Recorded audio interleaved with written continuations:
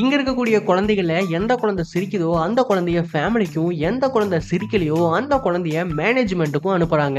அதுல ஒரு குழந்தை சிரிக்காம இருக்கும். அத மேனேஜ்மென்ட்க்கு அனுப்பி கோட் சூட் எல்லாம் போட்டு கையில சூட்கேஸையும், பால் பாட்டிலையும் குடுத்து இப்ப அதோட கேபினுக்கு அனுப்பி வைக்கிறாங்க.